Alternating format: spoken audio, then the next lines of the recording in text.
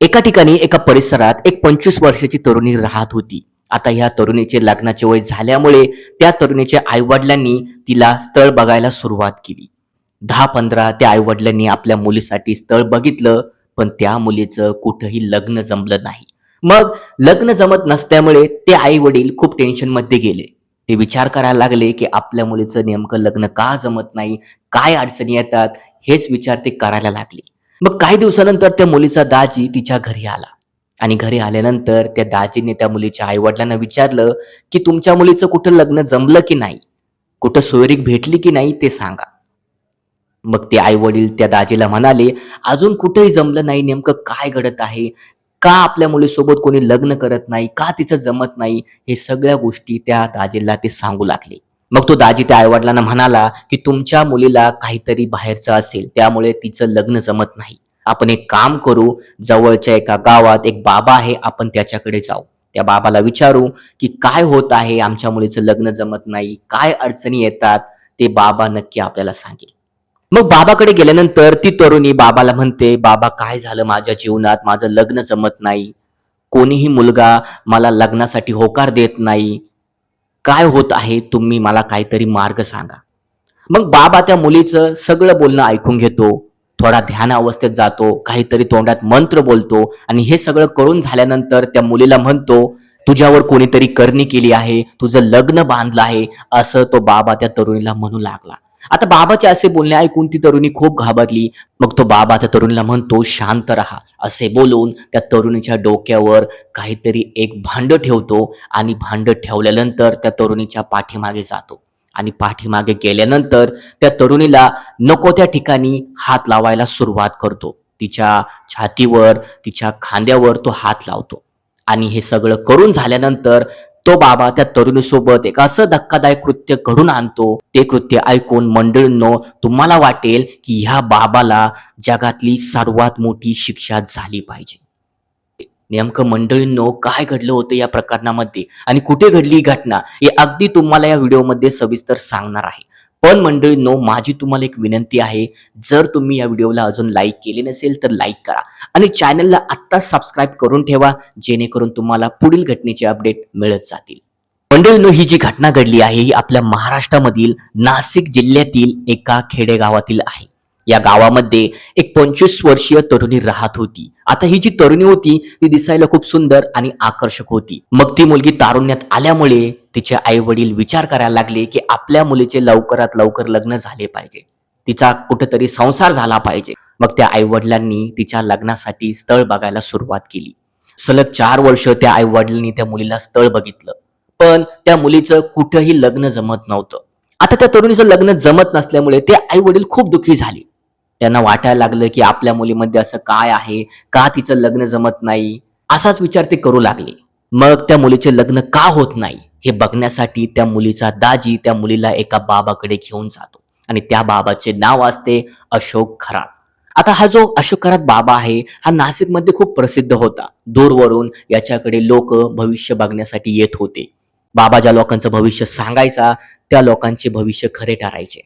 कुणाची लग्न जमत नव्हती तर लग्न झाली, कुणाला नोकऱ्या लागत नव्हत्या तर नोकऱ्या लागल्या, कुणाला मूळबाळ होत नव्हतं तर मूळबाळ पण झालं. त्यामुळे लोकांना बाबावर खूप विश्वास येऊ लागला. लोक आता बाबाचे भक्त झालेले होते. मग हा दाजी पण आपल्या मेव्हणीला घेऊन बाबाकडे गेला.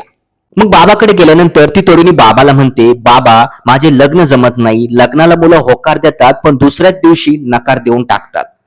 काय कारण आहे माझं लग्न जमत नाही? असं माझ्यासोबत का होत आहे?" असं त्या मुलीने त्या बाबाला विचारलं.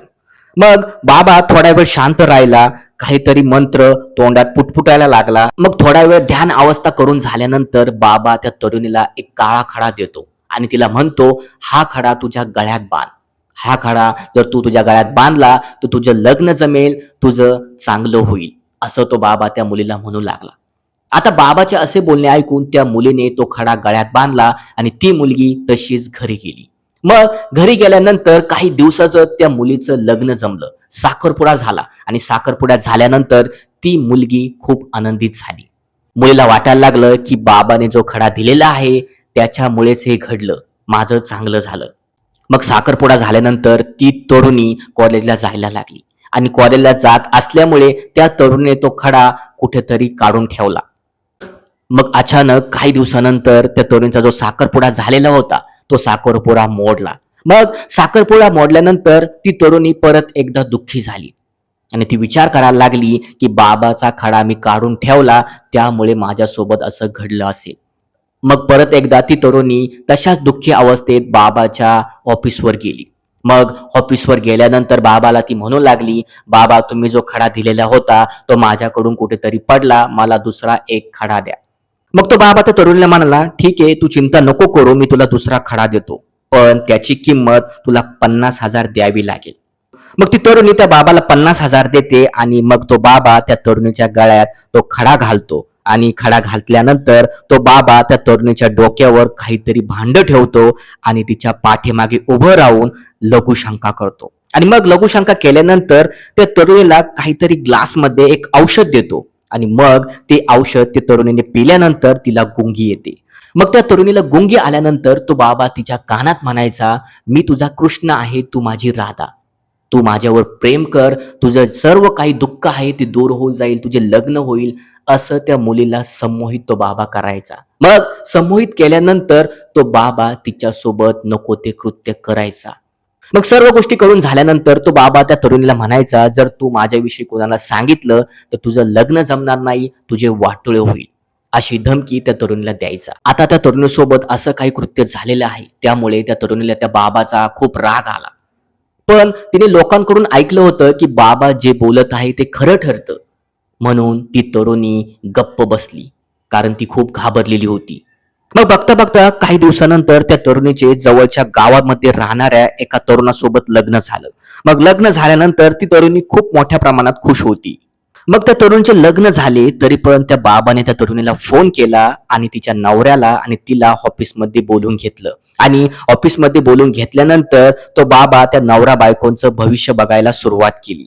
बाबा त्यांचे हात बघून त्यांना म्हणायला लागला की तुमच्यामध्ये दोष आहे आणि जर तुम्ही हा दोष काढला नाही तर तुमच्या दोघांमधून एकाचा मृत्यू होईल.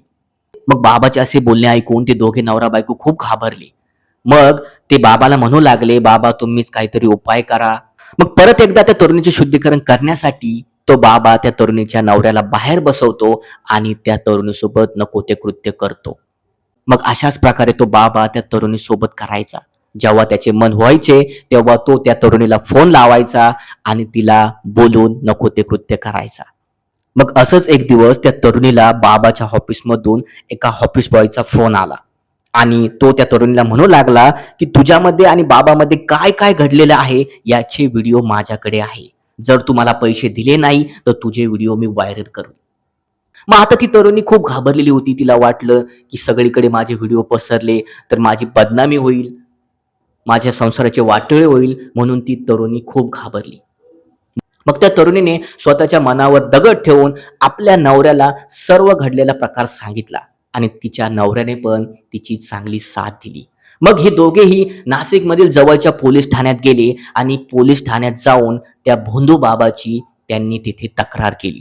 मग पोलिसांनी या प्रकरणाला खूप गांभीर्याने घेतलं आणि पोलिसांनी त्या बाबाला अटक केली आणि अटक केल्यानंतर पोलिसांनी त्या बाबाला न्यायालयामध्ये हजर केलं आणि न्यायालयामध्ये बाबाला सध्या पोलीस कोठडी सुनावली आहे.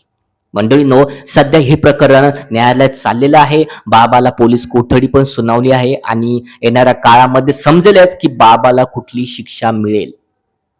मंडळींनो, बाबांनी 100 पेक्षा जास्त महिलांसोबत नको ते कृत्य केलेलं होतं आणि याचे व्हिडिओ पण सध्या सोशल मीडियावर व्हायरल होत आहे.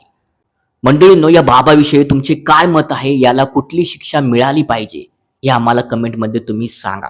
मंडळींनो, या घटनेचा उद्देश कुणाच्या भावना दुखवणं किंवा अश्लीलतेचा प्रसार करणं हे नाही. जे समाजात घडते तेच आम्ही सांगत आहोत. मंडळींनो, अशा सत्य घटना बघण्यासाठी या चॅनलला तुम्ही आत्ताच सबस्क्राईब करा. तर चला मंडळी, भेटू एका नवीन घटनेमध्ये. तोपर्यंत जय महाराष्ट्र.